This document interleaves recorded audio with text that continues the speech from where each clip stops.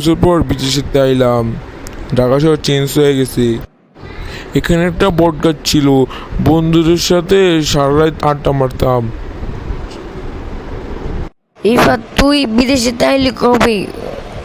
বিদেশের থেকে আজকে আইছি। এই দিশান, এদিকে আয়, দাঁড়ায় দাঁড়ায় কত কিছু মজা লাগে। আয় বহ। আচ্ছা, বইতাছি।